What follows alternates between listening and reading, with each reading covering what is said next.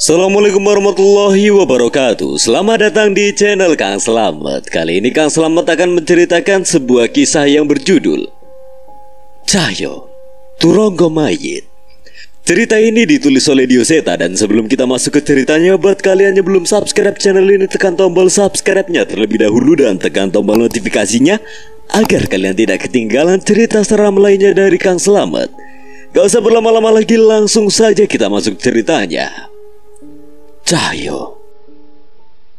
Si pengung nurawa dan kaya kambira tetap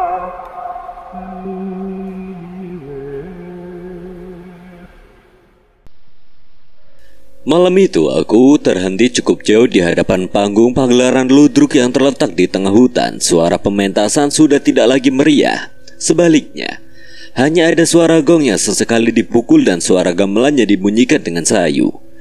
Ada yang aneh dengan pementasan di hadapanku saat ini. Aku pun mendapatkan jawabannya. Kakiku lemas mengetahui apa yang sebenarnya terjadi di sana. Para pemain ludruk menghampiri warga desa yang menonton dengan membawa sebuah parang. Tanpa rasa belas kasihan, mereka menjambak rambut warga desa dan menebas leher mereka satu persatu. Darah segar bermunceratan kemana-mana. Namun tidak ada satupun warga desa yang bereaksi atas kejadian itu. Tidak ada satu orang pun yang melawan. Semuanya seperti terhipnotis oleh pertunjukan sebelumnya. Semua kepala warga desa itu dikumpulkan pada sebuah gerobak. Ada sesosok pemain ludruk yang masih berdiri dan sesekali menari di atas panggung. Ada yang aneh dari dirinya. Ia selalu menggunakan topeng hitam yang mengerikan di wajah. Mataku berkeliling memandangi semua orang yang di sana. Saat ini aku berharap untuk tidak menemukan sesuatu yang aku cari. Namun ternyata harapanku pudar. Dari jauh terlihat bapak dan ibu duduk di barisan tengah. Mereka masih hidup. Aku ingin segera berlari menghampirinya, namun aku terhenti saat melihat salah seorang pemain yang membawa parang mendekati kedua orang tuaku. Tanpa berlama-lama, pemain itu menarik rambut bapak dan bersiap menebaskan parangnya. Hampir saja aku berlari ke arahnya, namun rupanya tiba-tiba lengan si pemain dihentikan oleh seseorang. Itu adalah penari dengan topeng hitam yang turun dari panggung. Aku berharap bapak dan ibu bisa selamat dari keadaan ini, tapi ternyata aku salah. Orang itu mengambil parang dari pemain lainnya dan membuka topengnya. Sangat mengerikan. Itu bukan wajah seorang manusia. Saat topengnya terbuka, terlihat 4 buah bola mata terpampang di wajahnya yang tidak dilapisi kulit. Bahkan hidung dan bibir pun tidak terlihat di wajahnya. Tanpa menunggu lama, makhluk itu menebas kepala bapak hingga terputus. Bapak! Aku terbangun dan berteriak sekeras-kerasnya. Bule yang mendengar suaraku segera berlari menghampiriku ke kamar dan segera memelukku. Sudah, Le. Ada bule di sini. Aku tahu tatapanku kosong dan masih terpaku atas mimpi yang mengerikan akan kejadian yang tidak pernah bisa aku lupakan seumur hidupku. Tubuhku penuh keringat dan air mata sudah mengambang di bola mataku. Tapi sekuat apapun aku berteriak, aku tetap harus menerima kenyataan bahwa bapak dan ibu juga seluruh warga desaku sudah tiada beberapa hari lalu. Ini diminum dulu. Pak Le dengan tergesa masuk ke dalam kamar sembari membawakan segelas air putih. Aku pun meminumnya dan merasakan perasaanku kembali tenang. Aku tidak menyangka segelas air putih bisa memberikan perasaan seperti ini. Sudah, Bule. Sudah gak apa-apa. Bule pun segera melepaskan pelukannya dan menatap wajahku. Ia menyeka keringat di wajahku dan memastikan keadaanku. Habis ini mandi ya, Bule masakin air hangat. Iya Bule, matur nuwun. Aku duduk di meja makan dapur sembari menunggu Bule mempersiapkan air panas. Pak Le ikut duduk menemaniku sembari menikmati singkong goreng yang sudah tersedia di atas meja. Gak usah ditahan. Siapapun pasti akan terpukul saat mengalami kejadian sepertimu. Kalau memang harus nangis, yo nangis. Tapi pasti ini tuh gak akan lama. Enggak kok Pak Le, gak apa-apa. Bule membawa panci air panas dari kompor dan menuangnya di tempayan yang berada di kamar mandi. Airnya sudah ya, Le? Nggih, Bule. Matur nuwun. Aku pun masuk ke dalam kamar mandi dan mengunci pintu. Satu gayung air kusiramkan di kepala. Air hangat itu jatuh bersama tetesan air mata yang tidak terbendung. Aku menangis sekuat-kuatnya di bawah guyuran air yang kuharap bisa menutupi suara isak tangisku. Klaten, Jawa Tengah, tempat ini sangat jauh dari tempatku tinggal sebelumnya. Walau rumah Pak Le masih daerah pedesaan, tapi udara di sini tidak sedingin udara di desaku dulu. Udah seger. Ya Pak Le, udah lama gak mandi air hangat. Ikut Pak Le yo. Aku mengiyakan ajakan Pak Le dan mulai membonceng sepeda ontel yang sudah mulai berkarate itu. Lah motornya mana Pak Le? Sudah dikembalikan, boleh minjem itu. Nanti kalau butuh buat jarak jauh bisa minjem lagi. Aku menangkap bahwa saat ini kami akan pergi ke tempat yang tidak terlalu jauh. Berangkat Pak Bimo? Iya Bu Darmi, duluan ya. Pak Le melajukan sepedanya menuju keluar desa. Kami melalui jalur pedesaan yang dihiasi pemandangan sawah hingga jalur yang membelah kebun tebu. Kebun tebunya gede banget Pak Le. Emang pabrik gulanya di mana? Kalau kebun tebu yang ini hasilnya untuk pabrik gula jauh di luar kabupaten. Tiap panen sudah ada truk yang siap ngambil. Lah emangnya di sekitar sini nggak ada pabrik gula? Ada, tapi sudah beberapa tahun nggak difungsikan. Nanti Pak Le ajak ke sana. Pak Le menghentikan sepedanya sejenak di tempat yang tanaman tebunya masih belum terlalu tinggi. Di sebelah sana. Itu bukannya arah desa? Pabrik itu memang hanya berbatasan hutan dengan desa, tapi jangan ke sana sendirian yo. Kenapa Pak Le? Banyak ularnya. Pak Le kembali mengayuh sepedanya. Aku memandang dari jauh bangunan yang terlihat kecil dari tempat ini. Tapi aku tahu kalau dilihat dari jarak dekat bangunan itu pasti sangat besar dengan halaman yang luas. Kami pun sampai ke sebuah desa yang cukup besar. Memang cukup jauh dari jalan provinsi. Namun desa ini seperti sudah melengkapi kehidupannya sendiri. Ada pasar, masjid, lapangan, sekolah, dan berbagai tempat yang membuat warga desanya tak perlu sering-sering meninggalkan desa itu. Desa Jumon. Aku mengetahui nama desa itu dari nama sebuah sekolah yang kami lewati. Nah, sudah sampai. Pak Le memarkirkan sepedanya di sebuah rumah dengan arsitektur rumah Belanda namun tidak terlalu besar. Sekilas rumah ini seperti tidak terawat dengan rumput liar yang mulai menguasai halamannya. Rumah siapa Pak Le? Kenalan Pak Le, nanti juga kamu tahu. Pak Le pun membuka pagar yang tidak terkunci itu dan memasuki halaman rumah seolah sudah biasa melakukannya. Suara lonceng kecil berbunyi setelah Pak Le menarik rantai yang menggantung di bawahnya. Aku cukup tertarik dengan benda itu. Lonceng itu memudahkan kami memanggil tuan rumah tanpa harus mengetok-ketok pintu. Mas Bimo sudah datang dah. Silahkan duduk. Sambut seorang ibu yang membukakan pintu untuk kami. Kami duduk di kursi rotan yang berada di ruang tamunya. Tetapi sebelum berbicara banyak, ibu itu malah buru-buru masuk ke dalam. Minum apa Mas? Panas apa dingin?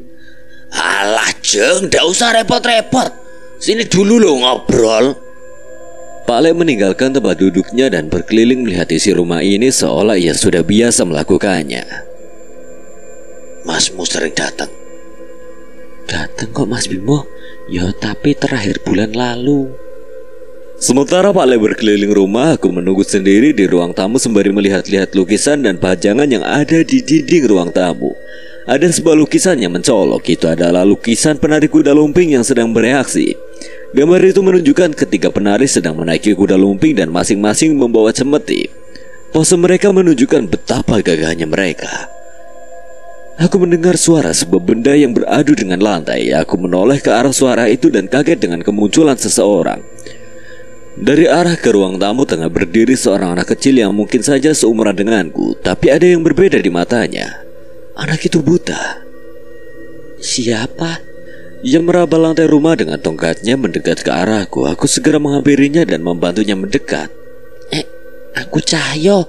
Aku datang sama Pak Le. Maksudnya Pak Bimo. Oh, Pak Le Bimo. Menyadari anak itu menghampiriku, Pak Le pun kembali ke ruang tamu dan menghampirinya. Wah, Widi udah gede aja kamu ya. Anak yang ternyata bernama Widi itu mendekat ke asal suara Pak Alek dan merabanya. Ia bergegas mengambil tangan Pak Alek dan mempertemukan di keningnya. Aku merasa betapa sopannya anak ini, benar-benar berbeda terbalik denganku yang lebih senang bertingkah seenaknya. Jelas dong Pak Alek, aku makan banyak. Tapi masa tiap kesini yang diomongin itu terus? Udah gede aja kamu. Iya, maaf. Tapi bener loh, sekarang kamu tambah tinggi. Yang bener. Widi merasa senang mendengar ucapan Pak Alek. Aku tidak menyangka seorang anak akan senang dengan ucapan seperti itu aja. Tak berapa lama ibu tadi kembali dengan membawa 2 buah gelas berisi minuman hangat, kopi hitam untuk Pak Alek dan teh hangat untukku. Ada beberapa makanan kering juga yang disajikan untuk mendampinginya. Maaf ya seadanya. Ustaz kandani, ndak usah repot-repot. Nggak apa-apa Pak Alek, ibu memang seneng direpotin. Oh iya, maaf tadi buru-buru jadi belum kenalan sama masnya. Siapa namanya? Cahyo Bu. Aku pun mengikuti perilaku Widi dengan menyambut tangan ibu itu dan meletakkannya di kening. Tumben sopan. Yalah Pak Alek, udah sengaja biar kelihatan anak baik malah dijatuhin lagi. Saya Sunari, ibunya Widi. Manggilnya Bu Sunar aja. Iya Bu Sunar. Setelah perbincangan singkat, Pak Alek pun duduk berpindah ke dekat Widi, yang meminta Widi untuk membelakanginya dan mengambangkan tangan di belakang tubuh Widi. Ada beberapa kalimat doa yang dibacakan oleh Pak Alek. Aku menduga mungkin inilah tujuan Pak Alek mengajakku ke sini. Tapi ternyata apa yang dilakukan Pak Alek tidak lama. Ia segera memijat bahu Widi sebentar dan memintanya berbalik seperti semula. Gimana Pak Alek? Gimana apanya, baik-baik aja kok. Dari terakhir Pak Alek datang gak pernah kambuh kan? Iya Pak Alek. Bu Sunar pun menghela nafas mendengar ucapan itu. Sayangnya aku masih belum mengerti apa yang mereka bicarakan. Menjelang siang, Bu Sunar mulai mempersiapkan masakan sementara Widi kembali ke kamarnya untuk istirahat. Sepertinya kami akan lama di sini. Pak Alek masuk ke salah satu pintu ruangan di rumah itu. Dari bagaimana barang-barang di ruangan itu disusun, aku bisa menduga bahwa ruangan itu adalah gudang. Dengan hati-hati Pak Alek menatap ke sekeliling gudang. Setelah beberapa lama, Pak Alek keluar dengan membawa beberapa buah benda dan menghampiriku. Apa itu Pak Alek? Buat apa ini Pak Alek? Ngaret. Siang-siang gini. Nunggu tengah malam juga gak popo. Aku hanya menggaruk kepalaku mendengarkan perintah Pak Alek. Kami berdua pun sedikit-sedikit membersihkan halaman rumah Ibu Sunar yang penuh dengan rumput liar yang sudah meninggi itu. Walaupun cukup malas, aku bisa mengerti maksud Pak Alek bahwa ia berniat membantu Ibu Sunar dan Widi yang memang kekurangan tenaga untuk mengurus rumahnya ini. Pak Alek, memangnya ada apa dengan Widi? Diikutin Demet. Demet? Yang benar Pak Alek. Iya, Demet itu juga yang buat ayahnya Widi meninggal.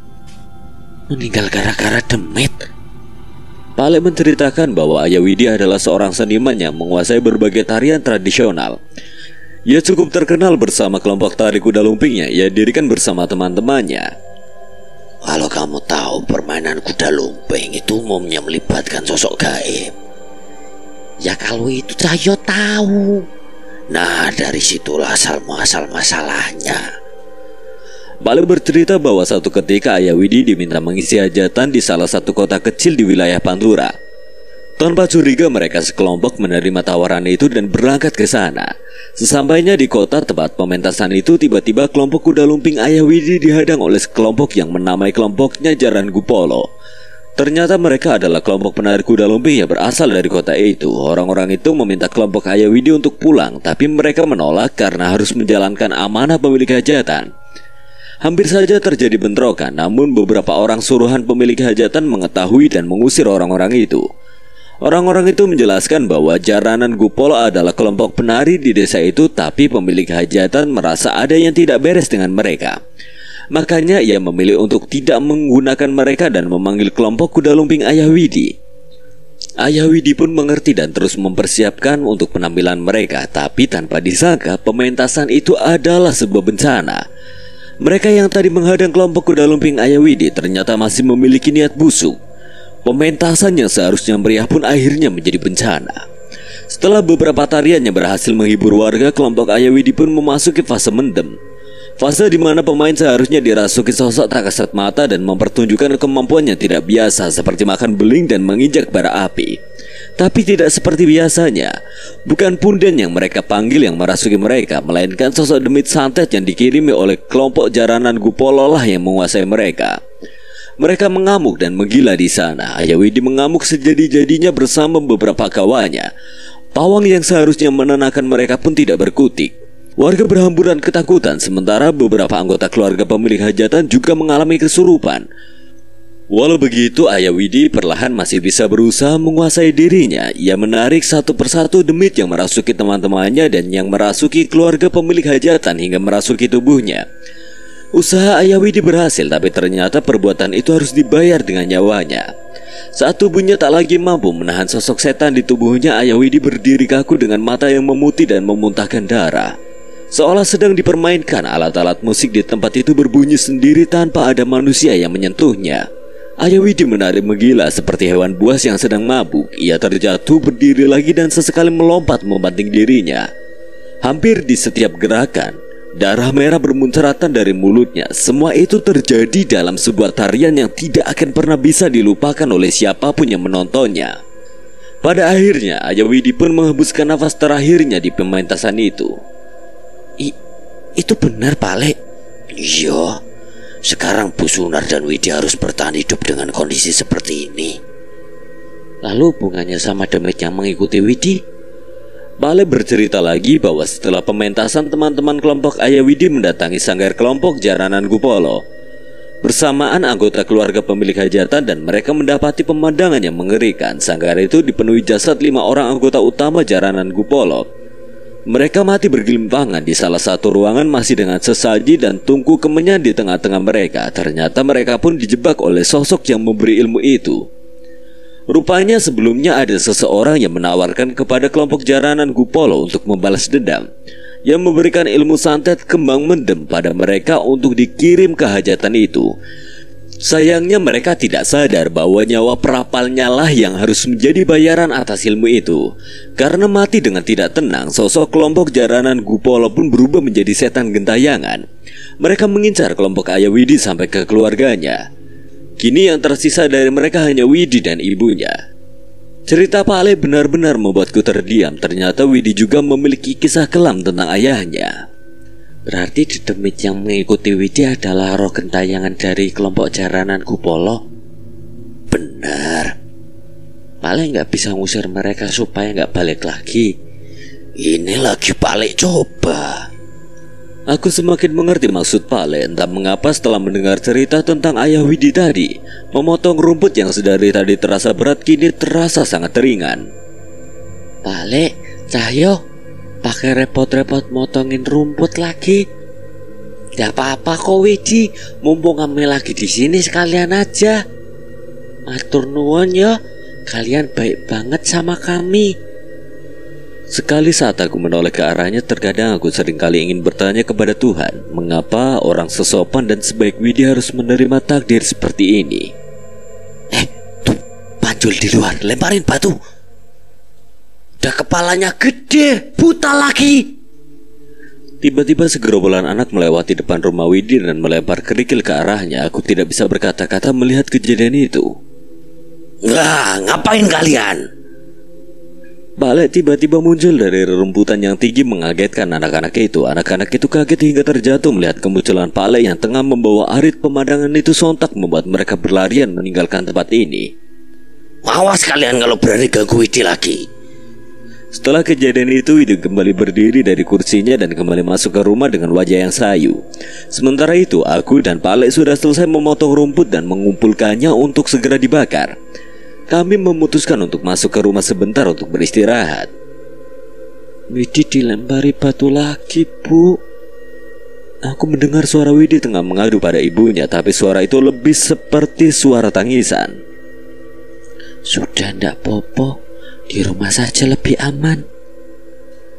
Widi dipanggil Panjul gara-gara kepala Widi besar.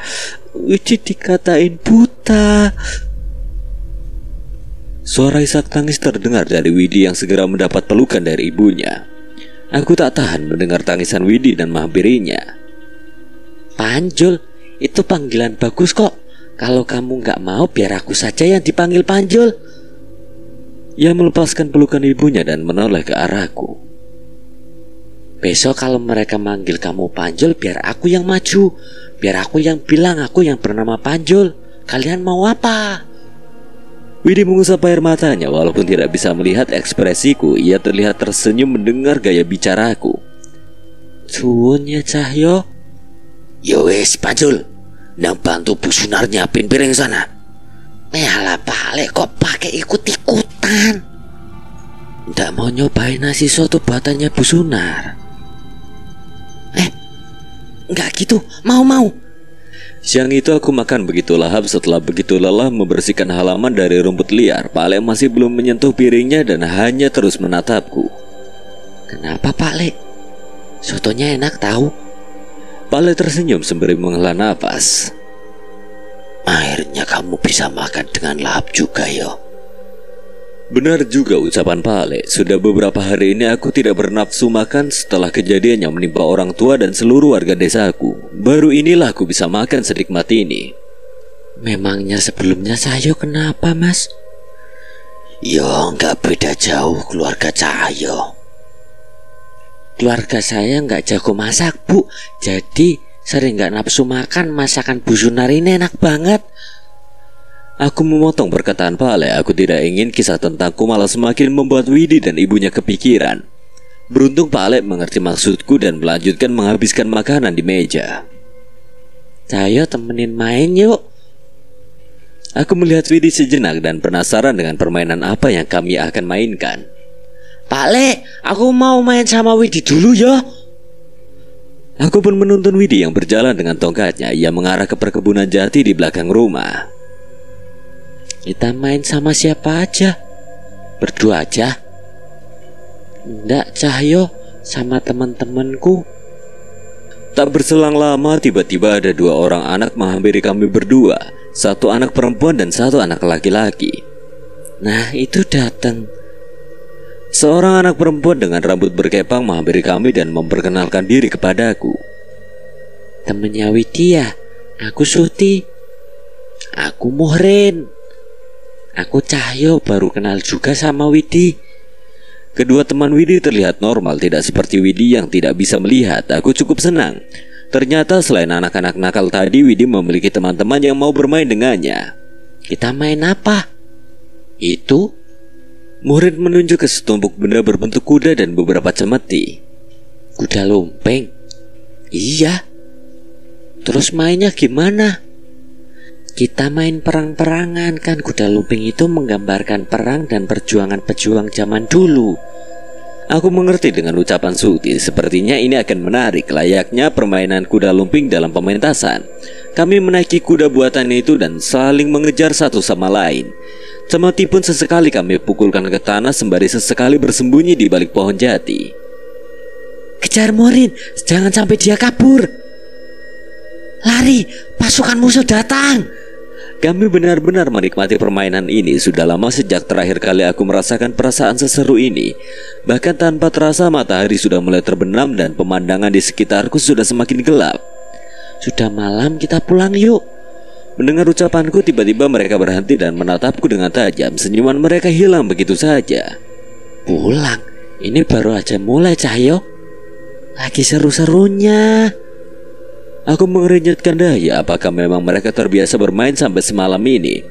Dari tadi sebenarnya aku merasa ada yang mengganjal, tapi entah mengapa aku tidak bisa mengingat apakah itu. Barulah saat ini aku merasa ada yang aneh dengan Widi. Widi, bukannya kamu gak bisa ngelihat, kenapa kamu bisa main selincah itu? Aku emang gak bisa ngelihat, tapi aku bisa ngedengar suara kalian. Aku memperhatikan posisi matanya itu. Ia tidak seperti mata seseorang yang buta seperti pertama kali kulihat. Bohong. Kali ini wajah mereka bertiga kembali menatapku dengan tajam. Mereka mulai tidak mempedulikanku dan mulai menari-nari dengan kuda lumpingnya sembari mengambil posisi mengitariku. Suara cemeti Muhrin menggelegar dengan keras dari belakangku. Aku menoleh ke arahnya dan wajah Muhrin seolah mencoba mengancamku. Udah nggak seru. Aku pulang aja. Ayo Widi, ibumu pasti nungguin di rumah. Aku menghampiri Widi, namun ada yang aneh dengan Widi. Ia malah mundur dan menjauh dariku. Ya sudah, kalau nggak mau pulang aku bilangin ibumu. Aku bersiap pergi meninggalkan hutan jati. Suti mencoba menghadangku, namun aku tidak peduli dan terus berjalan meninggalkan mereka. Saat itu aku benar-benar merasakan firasat yang aneh. Sekali lagi aku menoleh ke belakang dan mendapati mereka bertiga tengah menatapku di kegelapan dengan wajah dingin yang terasa menyeramkan. Aku mempercepat langkahku untuk meninggalkan hutan dan segera mengadu kepada Bu Sunar. Tapi entah mengapa aku merasakan hutan ini menjadi begitu luas.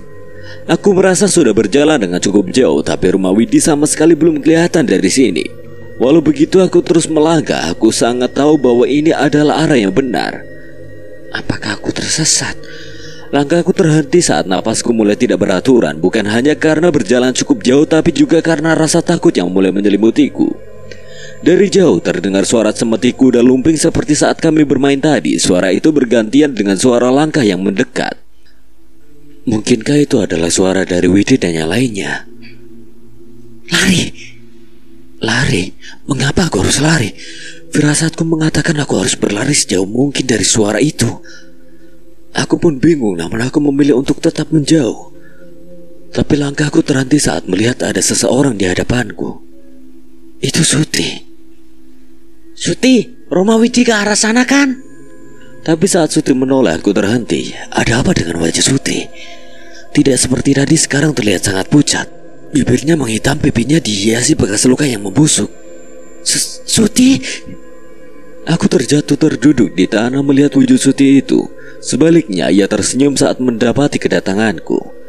Semeti Suti menghantam tanah dan suaranya menggema di seluruh hutan jati. Ia mulai bergerak menggoyangkan badannya dan menari-nari layaknya seorang pemain kuda lumping di pementasan. Sayup-sayup terdengar suara musik tanpa wujud yang dimainkan mengiringi Suti. Dengan suara itu Suti semakin menggeliat. Sesekali ia mengangkat kuda lumpingnya dan melompat memperagakan seorang pendekar yang tengah menguasai kudanya. Sesekali ia menari, memaju mundurkan kuda lumpingnya sembari sedikit melemparkan senyum menggoda dengan wajah yang menyeramkan. Itu bukan Suti. Setan. Dengan sekuat tenaga aku menguatkan kakiku untuk berdiri. Aku berpaling dan berusaha berlari sejauh mungkin dari Suti. Tapi saat aku melihat ke belakang, Suti sudah mendapatkan penontonnya. Barisan pocong sudah mengambil posisi di antara pohon jati. Mereka menggeliat menyaksikan penampilan Suti. Aku menoleh ke atas dan mendapati perempuan yang melayang-layang dan makhluk dengan tubuh yang tidak lengkap bertengger di batang pohon jati. Jangan lagi. Wajahku memucat melihat semua pemandangan di tempat ini. Sontak aku teringat kembali kejadian saat warga desa dibantai oleh kelompok ludruk topeng ireng. Tolong! Aku berteriak sekuat tenaga, namun yang terjadi adalah makhluk-makhluk itu memalingkan wajah mengerikannya kepadaku.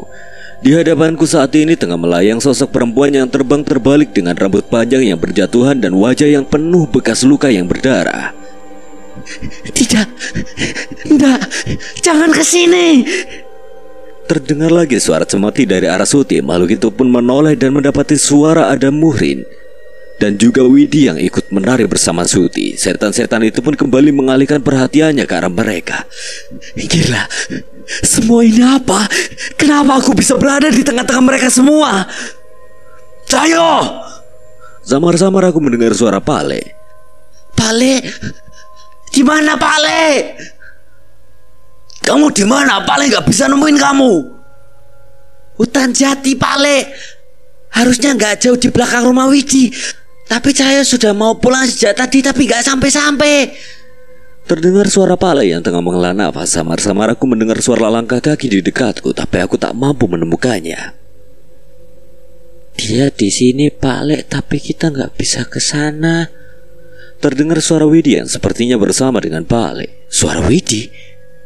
Berarti yang sedang menari di sana jelas bukan Widi. Widi, aku ngelihat sosok mirip kamu di sini. Sekarang dia lagi nari sama anak yang namanya Muhrin dan Suti. Iya Cahyo, aku bisa lihat. Tunggu, bisa lihat? Apa artinya Widi tidak dapat melihat tapi ia bisa melihat alam gaib? Aku bukan buta dari lahir. Mataku diambil sama setan-setan itu. Sejak penglihatanku diambil, Apa yang dilihat setan yang mirip denganku akan dilihat olehku juga. Mengerikan. Berarti saat ini Widi melihat semua setan, kuntilanak, dan makhluk-makhluk di hutan ini. Berarti selama ini Widi selalu melihat makhluk-makhluk ini. Sementara aku berbicara, tanpa kusadari sudah ada makhluk kerdil mendekat dan mencengkram kakiku. Di setiap sisiku sudah ada pocong yang seolah siap menghampiriku. Pak Le, aku harus gimana? Susah, paling tidak bisa ngeluarin kamu. Maksud Pak Le, kamu sedang ada di ritual keramat. Yang masuk di ritual itu tidak akan bisa kembali. hah? Apa maksud ucapan Pak Le? Apa aku terjebak di tempat ini selamanya? Bisa keluar.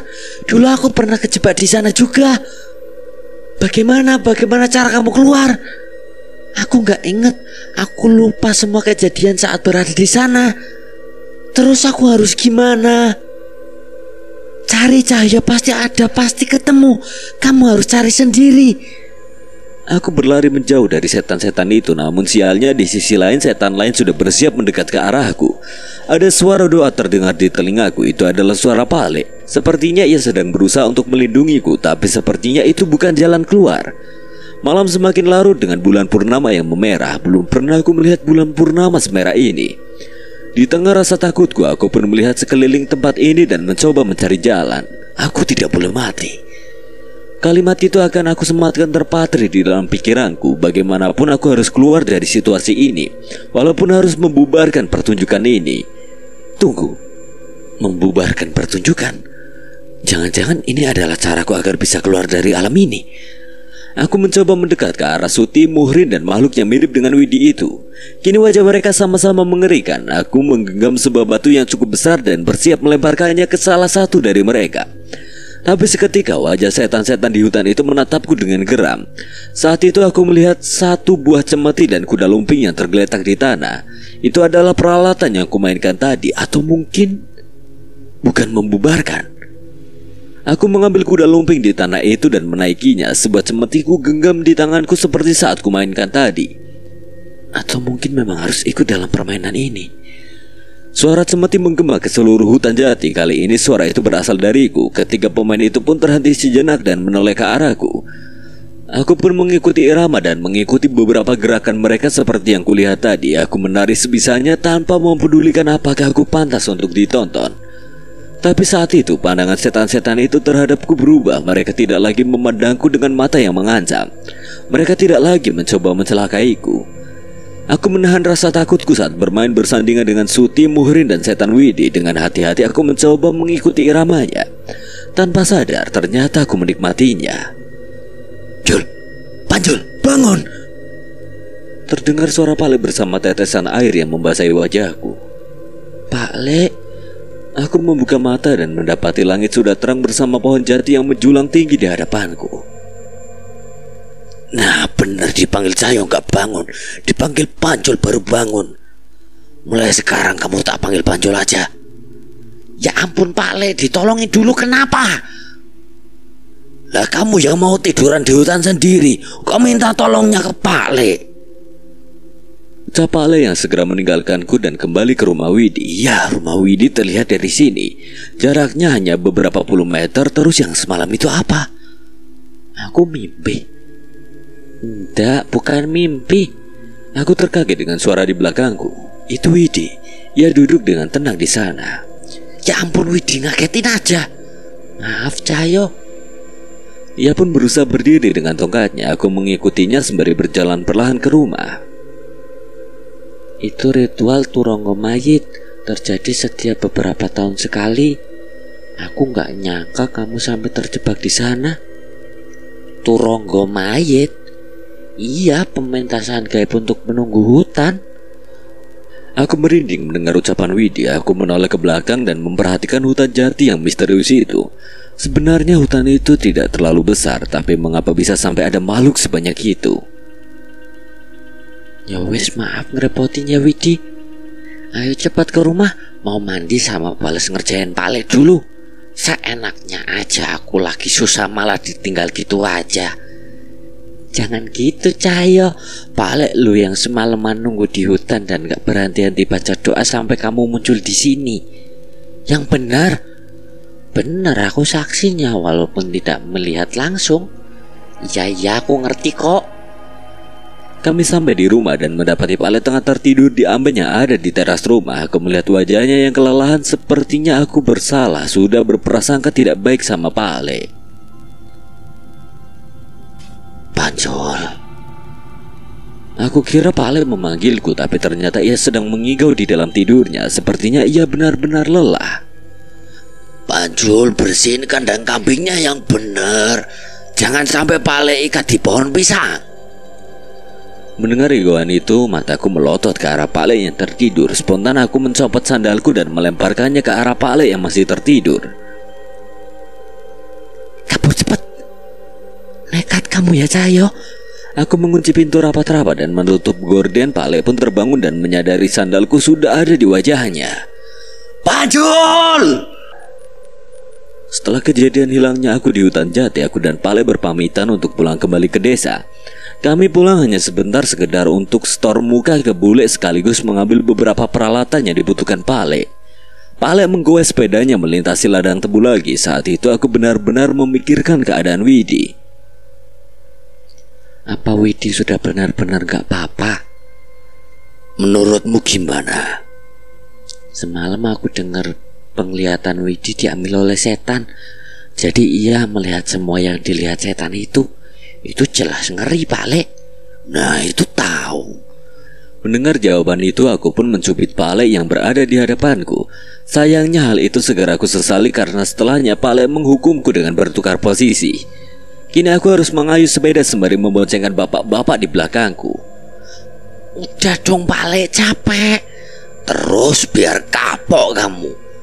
Kali ini aku benar-benar tidak bisa melawan. Kalau melawan, resiko terakhirnya Pak Ale pasti menyuruhku berjalan kaki untuk pulang. Makanya besok kita harus ke sana lagi. Setan itu masih di sana. Aku terhenti dan menoleh ke arah Pak Ale. Setan? Maksudnya setan apa Pak Ale? Setan dari orang-orang yang membunuh Ayah Widi. Roh gentayangan dari kelompok jaranan Kupolo. Mereka berdiam di rumah itu. Pusakaku tidak untuk menghadapi masalah seperti ini. Mas, sepertinya aku butuh bantuan Mas Bismo. Ucap Pak Ale dari dalam bilik wartel. Aku menunggu di luar bilik menanti sembari menguping tentang apa yang mereka bicarakan. Saya coba dulu Mas. Kalau memang Mas Bismo sudah sempat, tolong kabari yo. Pak Ale keluar dengan wajah yang cemas. Sepertinya masalah yang akan kami hadapi bukan masalah biasa. Memang yang ngikutin Widi seserem apa sih Pak Ale? Sampai Pak Ale minta bantuan orang lain. Untuk masalah ini kamu jangan banyak ikutan ya.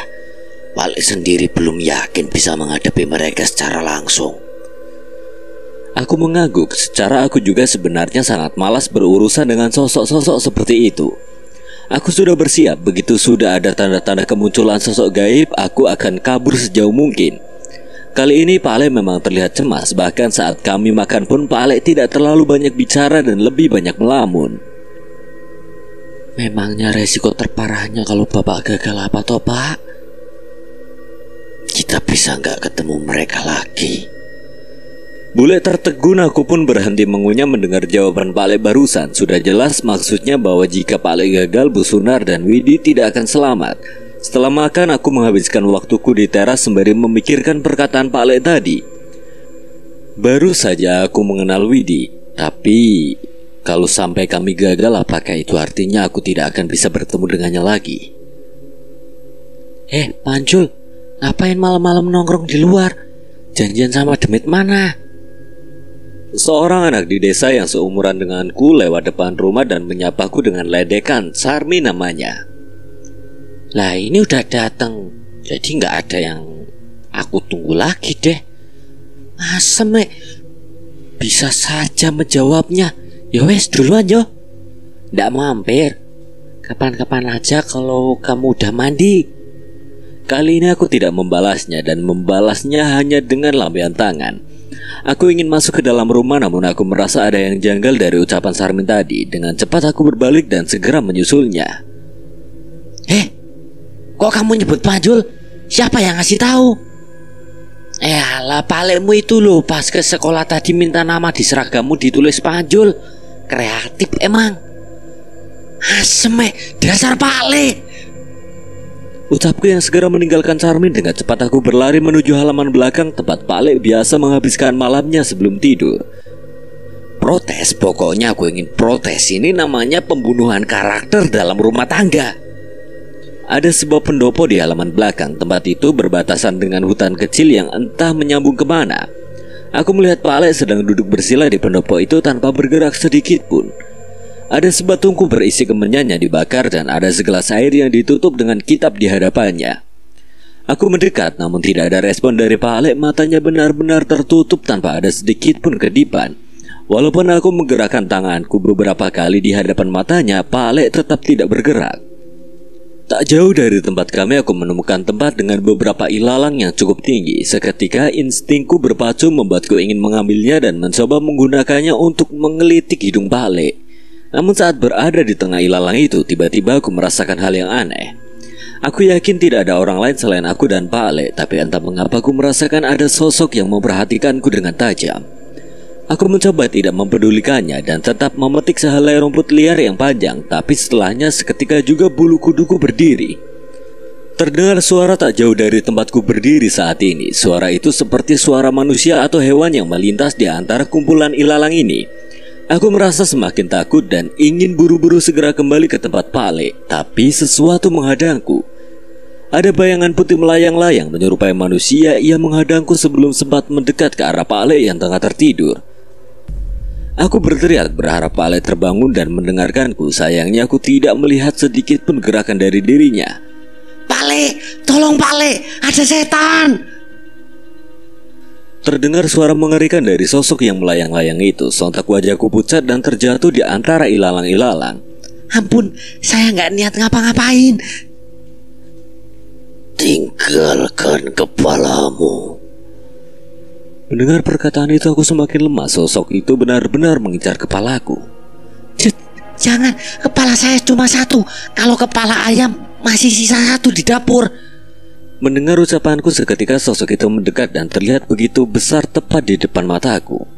Suara dan keberadaan sosok itu hampir saja membuatku pingsan. Sepertinya ucapanku barusan membuatnya marah. Ampun, jangan kepala saya, yang lain saja. Saya lakuin apapun, janji. Makhluk itu terdiam, wujudnya berubah-ubah. Entah karena memang sosok itu yang tidak punya wujud tetap, atau memang aku yang memang tidak punya bakat melihat sosok gaib. Kalau begitu ku ampuni kau dengan satu syarat. Apa itu? Ada sebuah tempat keramat di bangunan ini yang kutempati. Kau harus merapikan dan membersihkannya setiap pagi sebelum matahari terbit. Tempat keramat? Aku tidak menyangka ada tempat seperti itu di rumah Pak Ale. Atau jangan-jangan Pak Ale tidak mengetahuinya. Baik, tapi di mana tempat keramatnya? Sosok putih itu membentuk sebuah tangan dan menunjuk ke sebuah bilik kecil di belakang rumah. Itu ada kamar mandi. Kamar mandi? Gak mungkin itu kan? Benar. Itulah tempat keramat untukku. Bersihkan tempat itu sebelum matahari terbit dan jangan beritahu siapapun tentang keberadaanku. Itu bila kepalamu masih mau menempel dengan lehermu. Iya, aku lakukan. Aku bersihin tempat itu sebersih mungkin. Kutagih janjimu. Saat memastikan sosok itu tidak lagi berada di sekitarku, aku buru-buru berlari meninggalkan ilalang di sana dan menuju ke arah Pale. Tepat saat aku sampai, tiba-tiba mata Pale terbuka. Aku bersiap menceritakan hal yang barusan kutemui. Namun tiba-tiba aku terhenti saat mengingat ucapan dari sosok itu bahwa aku tidak boleh memberitahukan keberadaannya. Kamu kenapa Jul, kau pucat? Enggak, dingin di sini. Masuk aja yuk Pale. Malam itu aku hampir tidak bisa tidur. Aku kepikiran bagaimana bila sosok itu muncul kembali. Berbeda dari hantu yang kulihat di belakang rumah Widi. Mereka menyeramkan tapi mereka jauh. Sedangkan sosok ini berada tak jauh dari tempatku berada saat ini. Pagi itu aku menikmati sarapan yang dimasakkan oleh bule dengan mata yang sayu. Kok tumben gak nafsu makan, gak doyan? Ndak Pak Le, enak kok makanannya. Bule datang menghampiri dengan wajah yang bingung. Itu kok kamar mandi tiba-tiba bersih mengkilat begitu? Pak Le bersihin. Ndak. Aku mengangkat satu tanganku mengakui bahwa aku yang melakukannya. Aku Bule. Lah kok tumben? Lagi kesurupan? Bule menggeleng melihat ekspresiku yang tidak biasa. Aku makan dengan tatapan kosong dengan kantung mata yang menggantung. Sementara itu entah mengapa aku merasa Pak Le sedikit tersenyum seolah menahan tawa. Berselang 1 hari aku dan Pak Le kembali ke rumah Widi. Kali ini Pak Le membawa berbagai macam barang yang lebih banyak. Aku tidak mengetahui benda apa saja yang dibawa oleh Pak Le di tas kainnya. Namun yang pasti sepeda yang kami naiki cukup oleng ke arah tas yang kami bawa. Malam ini kita coba bersihkan semuanya ya. Membersihkan Widi dari sosok gaib? Bukan semuanya. Widi, Bu Sunar hingga seluruh rumah ini. Ternyata Pak Le membaca bahwa bukan hanya Widi yang bermasalah. Namun walau begitu aku masih belum tahu masalah apa yang terjadi pada Widi sehingga dia didiagnosa sedang diincar oleh sosok roh gentayangan dari kelompok Jaran Gupolo. Iya Pak Le, kabari saja apa yang perlu saya bantu persiapkan. Pak Le meminta Bu Sunar menyiapkan air hangat dan setumpuk kayu bakar untuk membuat api di halaman. Api itu harus sudah menyala sebelum matahari terbenam. Jul, tugas kamu dari benda-benda yang mencurigakan di sekitar rumah ini. Benda apa Pak Le? Buhul, raja, dan benda yang sekiranya mencurigakan. Tapi bukannya pas motong rumput kemarin kita nggak nemuin benda begituan Pak Le? Benda itu ditanam dan disembunyikan. Nanti Pak Le akan narik benda itu semua dan tugas kamu buat ngumpulin. Iya Pak Le. Aku menuruti perintah Pak Le dan bersiap mencari benda-benda yang diciri-cirikan oleh Pak Le. Satu persatu aku menyusuri sudut halaman dan memperhatikan satu persatu pohon yang tumbuh di halaman rumah. Namun aku tidak melihat tanda-tanda keberadaan benda yang Pak Le maksud. Pak Le udah aku puterin tapi nggak nemu yang aneh-aneh. Lah, kamu ngapain Tonjol? Nyari yang disuruh Pak Le tadi. Lah Pak Le aja belum ngapa-ngapain. Kalau nggak nungguin Pak Le, kamu nyari sampai besok pagi juga nggak ketemu. Asem. Tadi katanya buru-buru. Udah dibuatin sama Bu Sunar, masa ndak diminum? Pak Le tetap santai sembari menghirup aroma kopi itu seolah meledekku. Istirahat dulu saja Cahyo. Kasihan Pak Le genjot sepeda sampai sini. Itu udah ibu bikinin es teh buat Cahyo sama Widi. Es teh? Iya Bu, istirahat dulu aja. Yuk mulai. Tiba-tiba Pak Le berdiri dari kursinya saat aku baru saja meletakkan bibirku di mulut gelas. Asem dasar Pak Le, bapak tua nakal. Gak bosan-bosannya ngerjain anak kecil. Aku pun meneguk es teh itu sebisaku dan segera meninggalkan sisanya di meja. Bu Sunar dan Widi hanya tertawa menyaksikan itu. Maaf ya Bu Sunar, maklumin aja pawangnya Pak Le lagi gak di sini. Seketika gulungan koran menghantam kepalaku yang dipukul oleh Pak Le. Aku hanya bisa mengelus kepalaku sembari ikut berjalan keluar. Benar saja, setelah Pak Le melakukan ritual di halaman dengan memercikan air yang telah ia doakan, tiba-tiba aku bisa menemukan benda-benda aneh yang tidak kutemukan sebelumnya. Ada sebuah kain kafan yang dibentuk seperti pocong dengan tanah berada di dalamnya. Ada gulungan kertas yang dilipat berbentuk segitiga dengan tulisan-tulisan aneh di sebaliknya. Ini Pak Le. Benar, kumpulin di kaleng di dekat kayu bakar. Kami menyisir ke setiap halaman dan ke dalam rumah hingga menemukan belasan benda serupa di sekitar rumah. Saat sudah tidak bisa menemukannya lagi, kami pun mengumpulkannya di depan api yang sudah dinyalakan di halaman. Pak Le membacakan doa pada satu persatu benda itu dan melemparkannya ke dalam api. Samar-samar aku melihat bentuk seperti kabut putih menyerupai manusia dari benda yang dibakar itu. Setelahnya sosok itu pun menghilang bersama terbakarnya benda itu. Pak Le, tadi kayak ada kabut putih wujudnya mirip manusia. Kamu bisa lihat itu? Ya Pak Le, memang kenapa? Pak Le melempar benda serupa ke api lagi, dan kali ini adalah kabut yang berwujud seperti ular yang menggeliat. Kamu lihat apa? Gak jelas tapi mirip ular. Sosok yang kamu lihat adalah makhluk-makhluk yang terikat dengan benda ini. Pale bercerita bahwa benda ini adalah benda-benda yang digunakan untuk menyerang Ayah Widi dan seluruh anggota keluarganya. Dan yang mengerikan itu semua sudah tertanam di rumah ini bahkan sebelum Ayah Widi meninggal. Persaingan di pekerjaan yang berhubungan dengan klinik memang begitu kejamnya. Berarti bukan ulah setan-setan dari kelompok Jaran Kupolo itu aja. Benar, yang ini barulah mereka.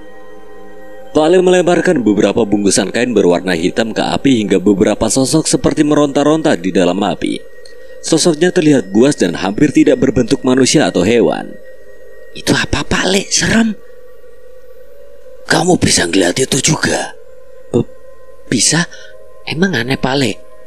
Pale menceritakan bahwa sosok yang terakhir itu adalah perwujudan sosok yang selama ini mengikuti dan mengganggu Widi. Aku mengangguk mencoba mengerti walaupun sebenarnya aku belum tahu gangguan apa yang sebenarnya terjadi padanya. Terlepas dari sosok-sosok itu, sepertinya mata batin kamu mulai terusik. Maksud Pak Le yang Cahyo lihat itu semua setan? Paling gak mau jelasin dulu, semakin banyak kamu berurusan dengan hal seperti itu, mata batin kamu akan mulai peka. Pale akan jelasin semua kalau sudah memastikan iman dan ibadahmu sudah cukup. Hari sudah malam, matahari sudah tidak lagi menunjukkan sinarnya. Namun entah mengapa lampu rumah masih belum menyala. Aku merasa ada yang aneh dengan semua ini, tapi tidak dengan Pale. Ia seolah sudah siap akan hal ini. Sopo kowe? Pale berbicara dengan seseorang. Rupanya ada seseorang yang berdiri di remangnya ruang tengah. Aku hanya melihatnya sebagai bayangan yang disinari sedikit cahaya api di luar yang masuk melalui kaca jendela. Harusnya anak ini aku bunuh beberapa hari lagi, tapi kamu yang memaksaku menyelesaikan ini semua malam ini. Suara itu terdengar dari sosok itu. Samar-samar aku menyadari bahwa itu adalah sosok Widi. Tubuh kecilnya berdiri menantang Pale dengan ekspresi wajah yang penuh amarah. Wajahnya pucat namun setiap urat di kulitnya membiru. Widi kerasukan. Aku ora wedi. Ono Gusti ning sandingku. Widi pun tertawa meremehkan, sementara aku melihat tangan Pale yang mengepal seolah merasa cemas. Tawa Widi terus terdengar bersamaan dengan tangis histeris Bu Sunar yang meringkuk di belakang Widi tanpa harus berbuat apa-apa.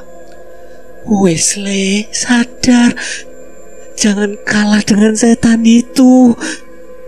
Tapi Widi tidak menghiraukan tangisan ibunya yang menatap ke arah setiap jendela. Bersamaan dengan itu aku merasa seperti rumah ini sudah terkepung. Jangan jauh-jauh dari Pale, Jul.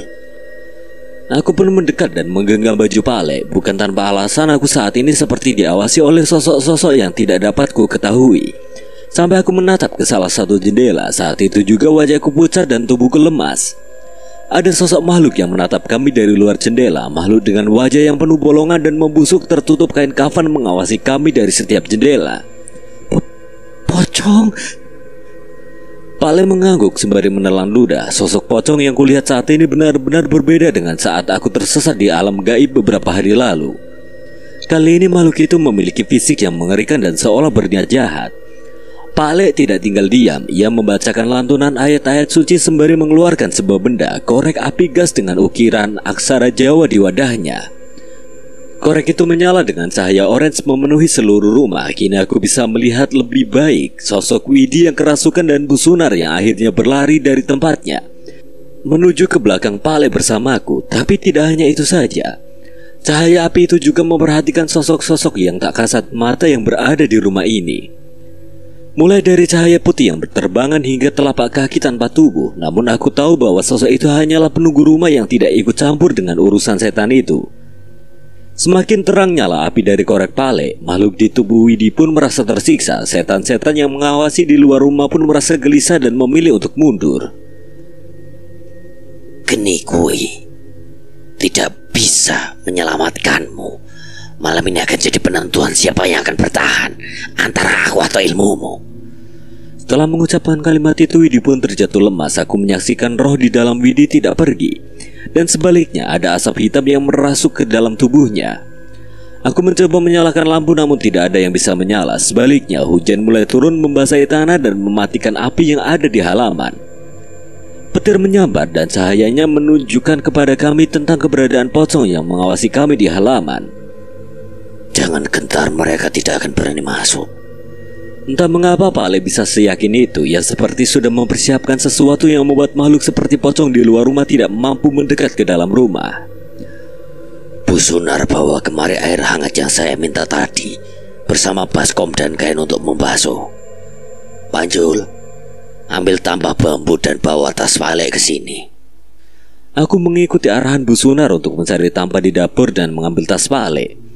Sekali lagi petir menyambar dan sosok pocong yang ada di luar rumah benar-benar menempelkan wajahnya di kaca jendela tempatku mengambil tas Pak Ale.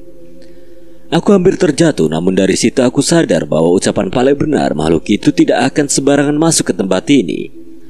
Pak Ale menggendong Widi dan membaringkannya di ranjang. Aku baru sadar bahwa terjadi sesuatu yang mengerikan kepadanya. Tiba-tiba borok muncul di sekujur tubuh Widi. Luka bernanah terbuka mulai dari pipi, leher hingga ke tubuhnya. Bau busuk pun mulai muncul dari luka-luka itu. Pak Le, sakit. Astaga Widi. Pak Le pun mengeluarkan beberapa benda dari tasnya. Ia menyusun di atas tampah beberapa jenis kembang tungku dan kemenyan, serta sebuah gelas berisi air yang ditutup dengan sebuah kitab di atasnya. Pak Le meletakkan tampah itu di bawah ranjang Widi dan membiarkannya berada di sana. Malam ini pastikan kita berdoa tanpa terputus. Malam ini penentuan nasib Widi. Pak Le mencoba mengambil sebuah benda lagi dari tasnya. Dari bentuknya mirip sebuah keris pusaka yang dibungkus dengan kain, namun sepertinya ia ragu untuk mengeluarkannya dan mengembalikannya lagi ke dalam tas. Kami pun bersautan membacakan ayat-ayat suci di kamar Widi. Sesekali Widi kesakitan dengan luka-luka di tubuhnya. Namun Pak Ale meminta Bu Sunar untuk mengompresnya untuk mengurangi rasa sakitnya. Percuma, anak ini pasti akan mati. Gerak sosok itu yang kembali merasuki Widi, namun seiring dengan ayat-ayat yang kami bacakan, makhluk itu terlihat cemas dan kembali menguasai tubuh Widi. Menjelang tengah malam, Pak Ale menyalakan koreknya sekali lagi dan memberi kami waktu untuk beristirahat. Ia mengatakan bahwa kami harus bersiap bahwa lewat tengah malam serangan yang datang akan lebih mengerikan. Sekarang aku yakin korek itu adalah benda pusaka yang bisa melindungi kami dari serangan gaib. Namun entah korek itu bisa menyala hingga berapa lama. Bu Sunar meminta izin kepada Pak Ale untuk membuat kopi minuman untuk kami sebagai persiapan agar tetap terjaga hingga pagi tiba. Aku berinisiatif untuk menemaninya sementara Pak Ale akan terus berjaga di dalam kamar. Suara sendok yang beradu dengan gelas terdengar tidak beraturan. Aku merasakan bahwa Bu Sunar masih gemetar menyaksikan apa yang terjadi pada anaknya. Tenang Bu, Widi pasti selamat. Iya Le, sebenarnya sekarang Ibu sudah ikhlas. Ibu serahkan Widi pada Yang Maha Kuasa. Apakah Widi akan selamat atau akan menghadap Yang Maha Kuasa? Apa maksudnya ini? Mengapa tiba-tiba aku merasa Widi sedang di penghujung hayatnya? Bukankah kemarin-kemarin Widi masih baik-baik saja? Saat akan kembali masuk ke kamar, kami terhenti sesaat. Suara gemerincing kaca gelas terdengar dari tanganku yang bergetar saat melihat sosok pocong yang tadi di luar kini sudah semakin mendekat dan mengelilingi kamar. Tidak usah takut Bu, anggap tidak lihat saja. Pocong-pocong itu tidak menyerang kami, namun mereka terus menatap kami dengan wajah mengerikannya dan mengikuti kami. Sebagian dari mereka mendekat, wajahnya begitu dekat dengan bau busuk yang tercium oleh kami. Namun aku berusaha untuk tidak menoleh dan terus meminta Bu Sunar untuk melakukan hal serupa. Kami pun berhasil masuk kembali ke dalam kamar dan sosok pocong-pocong itu tidak ada yang memasuki ruangan ini satupun. Pocong-pocong itu sudah sampai di depan kamar Pak Le. Aku mencoba menceritakan bagaimana situasi di luar kamar. Pak Le pun mengangguk dan menyeruput kopi panas yang baru saja kami antarkan. Setelah ini jangan ada yang keluar kamar lagi. Kenapa tiba-tiba Widi bisa separah ini Pak Le? Bukannya sebelumnya baik-baik saja? Tidak, cahaya luka-luka ini sudah ada di tubuh Widi sejak lama. Pak Le yang mengobatinya, namun saat kambuh luka ini malah semakin parah. Kenapa Widi gak pernah cerita? Matanya yang buta saja sudah membuat dia sulit bergaul. Apalagi saat mengetahui kutukan ini. Widi hanya ingin merasakan bermain dengan normal. Sekarang aku sadar mengapa Pak Ale mengajakku untuk membantunya di kasus kali ini. Mungkin setidaknya aku bisa menjadi teman bermain Widi di masa sehatnya kemarin. Hanya sejenak waktu yang kami gunakan untuk menyeruput minuman yang melegakan dahaga kami, hingga akhirnya Pak Ale menutup kembali korek apinya dan meminta kami terus melantunkan ayat-ayat suci. Hujan semakin deras, kilatan terus menyambar sementara Widi terus berteriak kesakitan. Pak Ale pun meletakkan tangannya di kepala Widi sembari membacakan doa. Saat itu lonceng jam dinding tua Bu Sunar berbunyi 12 kali menandakan malam telah mencapai puncaknya. Seketika juga, Widi terduduk dengan mata yang memutih, mulutnya seolah ingin berteriak namun tidak ada suara apapun yang keluar dari mulutnya selain teriakan kesakitan.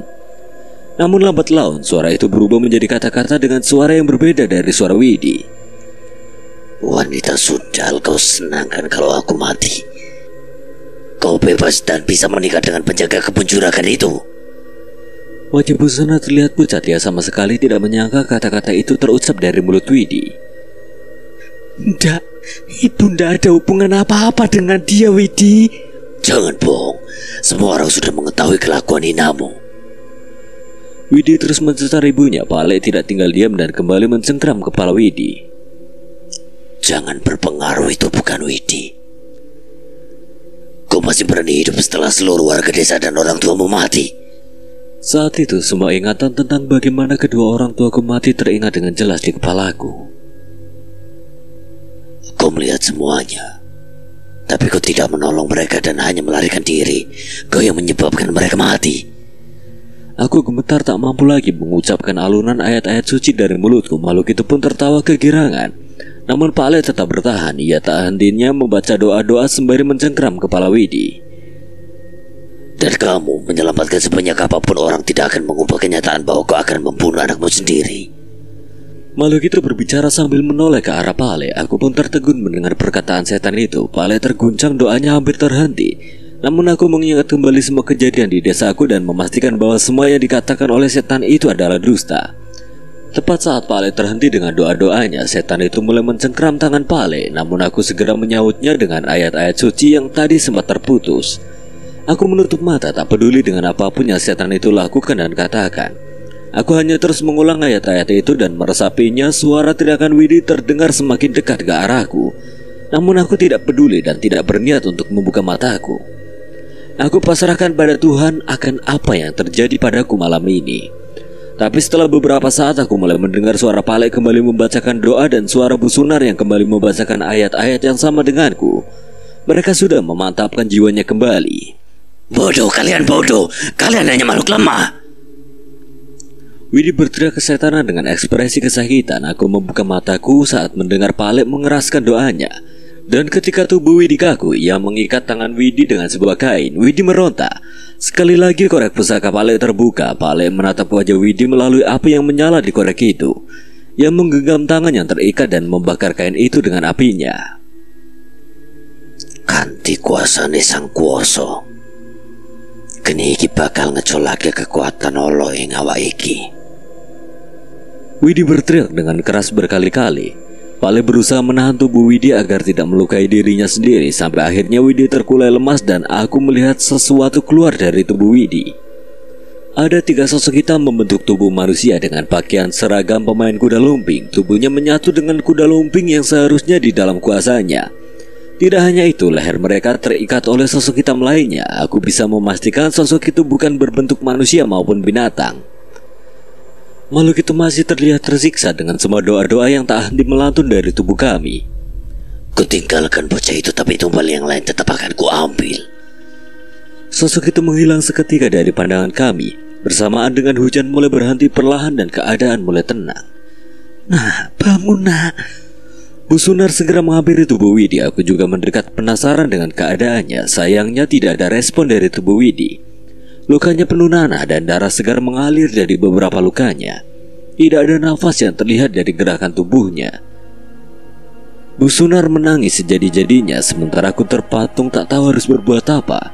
Tapi Pak Ale datang dengan mengambil air yang sebelumnya ia letakkan di bawah ranjang Widi. Ia memaksa meminumkan air itu melalui mulut Widi dan membiarkannya masuk ke tenggorokan.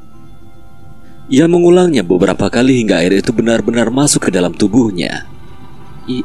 Ibu, Ibu di sini, Nak. Ibu di sini. Aku tersenyum melihat pemandangan itu, tapi belum sempat mereka berpelukan, Pak Ale meminta Bu Sunar menjauh dari anaknya. Ia mengalirkan sisa air di gelas itu pada luka-luka Widi dan ajaibnya luka itu pun mengering seketika. Pak Ale, apa kita berhasil? Seharusnya begitu. Luka-luka Widi memang tidak segera pulih sepenuhnya, namun Pak Ale mengatakan bahwa luka itu akan pulih dalam beberapa hari seperti luka biasa dan tidak akan kambuh lagi. Saat keadaan mulai tenang, aku berinisiatif membuka kamar dan tidak lagi mendapati sosok pocong yang mengelilingi rumah ini. Lampu rumah pun mulai menyala dengan sendirinya. Saat inilah aku sadar bahwa keberadaan makhluk gaib yang mengerikan bahkan bisa mempengaruhi keadaan di sekitar kita. Kami terjaga hingga subuh sembari mencari beberapa benda gaib yang mungkin terlewatkan oleh kami. Namun sepertinya semua sudah bersih. Aku menanyakannya kepada Pak Ale perihal sosok yang merasuki tubuh Widi.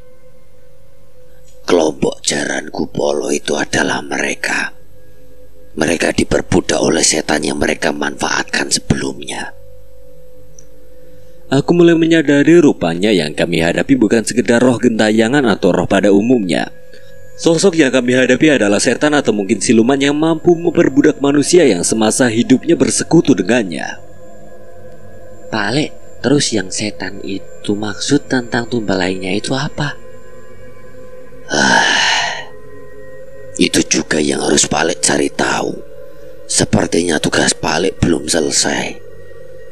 Aku melihat Pak Ale berpikir keras. Ia sudah terlalu lelah malam ini. Sepertinya aku tidak boleh menambah bebannya lagi. Saat matahari terbit, barulah kami bisa beristirahat dengan tenang di tikar yang sudah disediakan oleh Bu Sunar. Cahyo, bangun! Cahaya matahari masuk melalui jendela ruang tamu dan menyorot tepat di wajahku. Suara Widi terdengar tak jauh dari telingaku. 10 menit lagi. Ya wes, tak tunggu. Benar saja, tak lama kemudian Widi membangunkanku lagi. Sudah 10 menit, ayo bangun. Aku tak punya alasan lagi untuk menunda kebangunanku. Rupanya matahari juga sudah cukup tinggi dan Pak Ale sudah tidak berada di tikarnya lagi. Kenapa tuh, Wid? Habis capek semalam kamu tidur sampai siang juga gak apa-apa. Tolong aku buat mastiin sesuatu. Apa? Widi bercerita bahwa kemarin saat Pak Ale melakukan ritual penarikan untuk menemukan buhul atau raja, ia mendapat penglihatan bahwa ada beberapa benda yang ikut muncul di belakang rumah.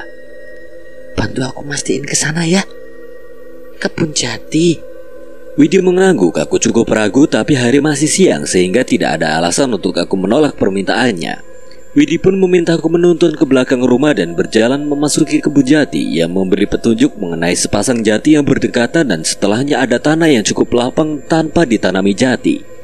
Dengan mudah aku menemukan tempat itu dan mendapati ada benda tergeletak di sana. Seharusnya benda itu ada di sana. Benar, Widi tidak mengada-ada. Ada beberapa benda tergeletak di tanah tertutup dengan daun jati yang berguguran. Aku dan Widi mendekatinya dan mencari tahu benda apa itu. Itu apa, Cahyo? Kuda lumping, cemeti, dan selendang. Benda-benda itu muncul di tempat ini. Tak hanya satu, tapi ada beberapa. Samar-samar aku mengingat bahwa benda itu adalah benda yang mirip dengan yang pernah kulihat di ritual Turunggo Mayit. Kita bawa masuk dulu ya. Kita tanyakan ke Pak Ale. Widi mengangguk setuju. Aku pun segera menuntun Widi meninggalkan tempat itu menuju ke dalam rumah.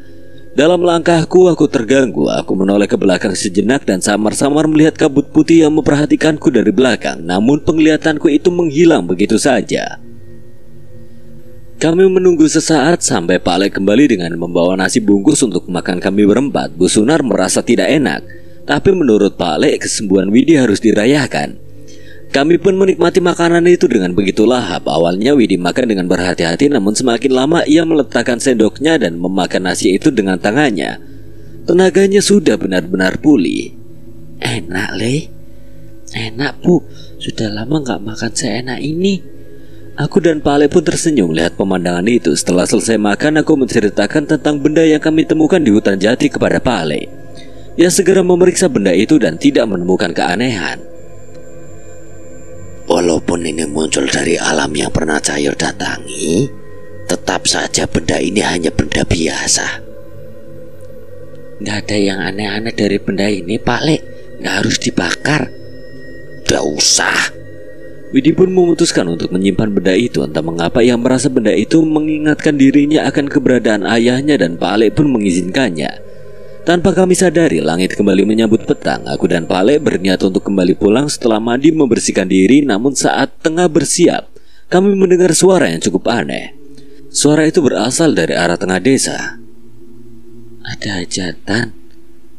Udah tahu, coba ibu cari tahu dulu ya. Aku pun mendengar suara itu seperti suara trompet dan musik jatilan yang menggema dari desa. Cukup lama berselang Bu Sunar tidak segera kembali. Aku, Pale, dan Widi memutuskan untuk menyusul keluar melihat keadaan di luar, dan yang kami dapati, Bu Sunar terpaku menatap kondisi desa. Saat ini desa Jumon sedang tertutupi kabut tebal, padahal maghrib baru saja berlalu dan petang belum sepenuhnya tiba. Belum pernah ada kabut seperti ini di desa ini. Pale mendekat ke arah kabut itu dan segera melompat kembali ke belakang ke arah kami. Semua terasa jauh saat kita memasuki kabut itu. Kita pergi dari sini. Widi, ayo kembali, bahaya. Widi tidak menggubris dan terpaku di hadapan kabut itu. Dia ada di sana. Dia siapa? Setan yang mengambil penglihatanku. Sekarang ia tengah ada di desa di tengah kabut ini. Ia sedang bersiap menonton sesuatu. Menonton? Wajah Widi kali ini berubah takut dan cemas. Sepertinya ia melihat sesuatu yang tidak biasa. Ada pementasan. Ada beberapa orang yang bersiap menarik kuda lumping, dengan segerombolan warga desa yang mengelilingi menontonnya. Mereka tidak sadar.